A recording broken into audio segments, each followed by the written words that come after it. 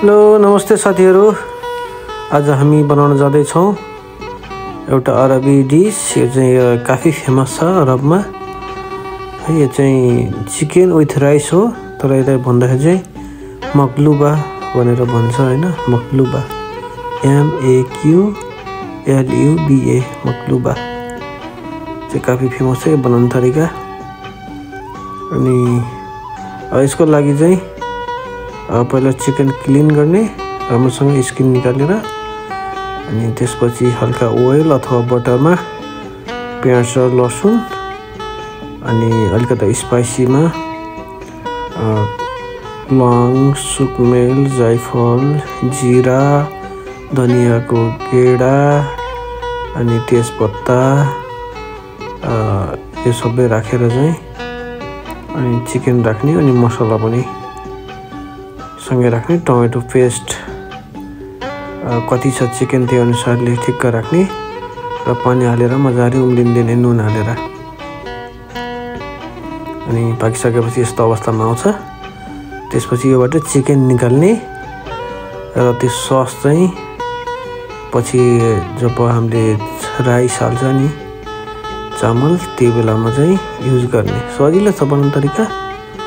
अनि धेरै मान्छेले मन पराउँछ, डेलिसियस हुन्छ। हाम्रो र यिनीहरूको खाना चाहिँ लगभग मिल्छ हैन। यिनीहरूले पनि स्पाइसी युज गर्छ, हामीले चाहिँ अलिक धेरै खुर्सानी युज गर्छौँ भने यिनीहरूले त्यति धेरै खुर्सानी युज गर्दैन।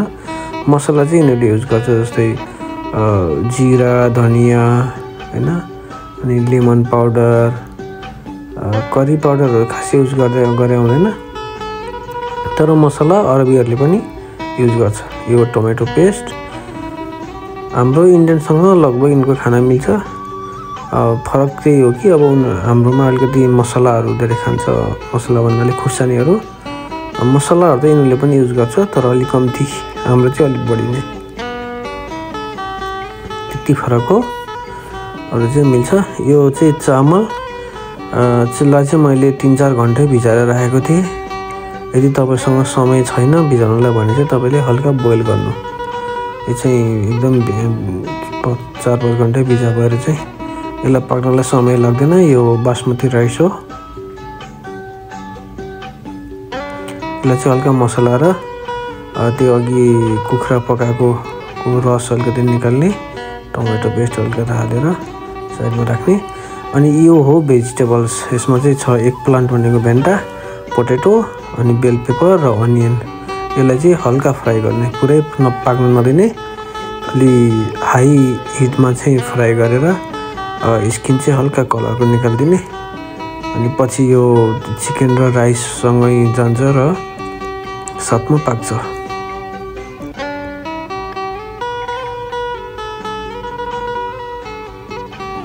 यो पोटेटो फ्राई गर्नुभन्दा चाहिँ अलिकता नुन यसमा राख्ने। अनि यो भेजिटेबललाई पनि त्यही तेलमा हल्का सते गर्ने।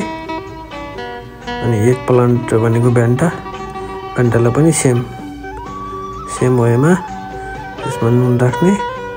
मैले चाहिँ यसमा अलिकति बेसार र अलिकति मसला पनि राखेको छु फर द बेटर टेस्ट। यसलाई फ्राई गरेर राख्ने।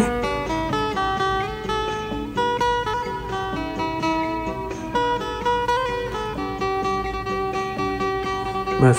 अब यहाँनिर छ अलिकति आफूले ध्यान दिनुपर्ने कुरा। अब यसमा चाहिँ सबै कुरा मिक्स गरेर गर्नुपर्छ। अब यसमै चामलहरू पाक्छ हैन। यसको लागि चाहिँ सुरुमा चाहिँ टमेटो राख्ने। टमेटो सुरुमा राख्नुको कारण चाहिँ टमेटोबाट पानी छुट्छ हैन। अनि पानी छुटेपछि त्यहाँ तल चाहिँ जल्दैन, कालो डढ्दैन भन्नको लागि हो।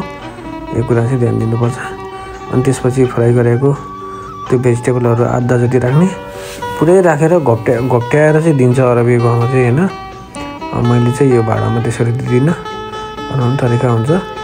पुरै घोप्ट्याएर चाहिँ उनीहरूले चाहिँ सर्लक्क घोप्ट्याएर चाहिँ तल चाहिँ चिकन भेजिटेबल हुन्छ, माथि चाहिँ भात हुन्छ, त्यसरी गरेर दिया हुन्छ। मैले चाहिँ मिक्स गरेको छु। यस्तो चाहिँ चिकन अनि अलिकति भेजिटेबल फेरि राख्छु। अनि त्यो चिकनबाट आएको पानी त्यसमा राख्छु। त्यो हो क्यास्यु नट, काजु, अनि त्यो चिकन अघि हामीले चिकन पकाउँदाखेरिको ग्रेभी पानी जे भने पनि अनि अगेन राइस सेम वे पकाएर यस्तो बनाउँछु।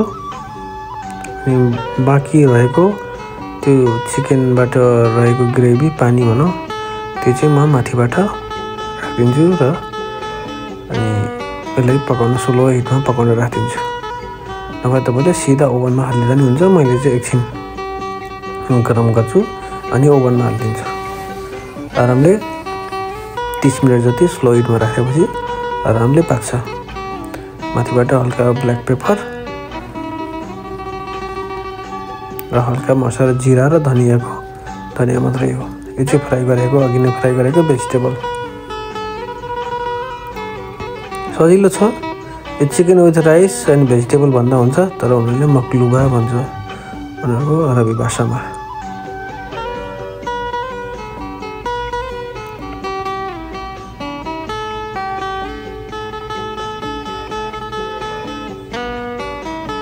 तपाईँले भेजिटेबलमा काउलीफ्लावर पनि राख्न सक्छ, जुकिनी कोसा त्यो राख्दा पनि हुन्छ।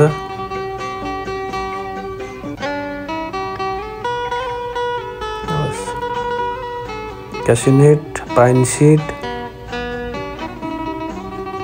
जे राख्दा पनि हुन्छ।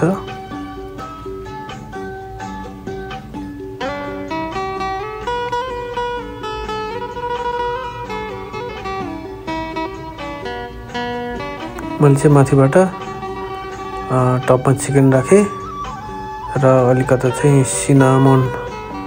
सिनामोनको पाउडर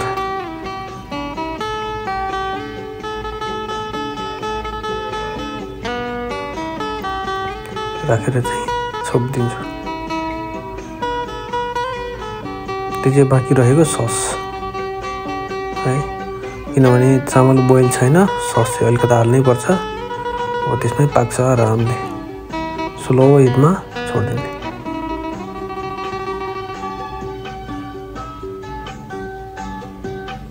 ओलिभ ओइल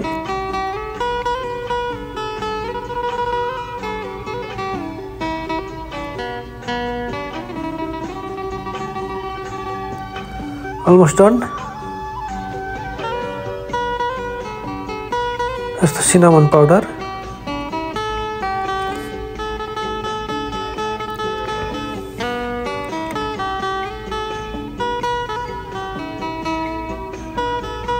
सिनामनलाई नेपालीमा के भन्छ? त्यो त काठ जत्रो हुन्छ नि, त्यसलाई के भन्छ? सुकेल भनेर अर्को भ्याल्यु मलाई थाहा भएन। यसरी छोपेर स्लाइडमा पकाएर राख्ने। यो चाहिँ लगभग पाकिसक्यो भनौँ, पाकि नै सक्यो। Look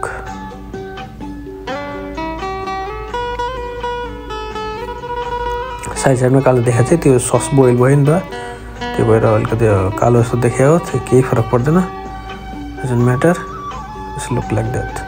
That's chicken mokluba, ladies and gentlemen. Thank you for watching. Don't forget to subscribe.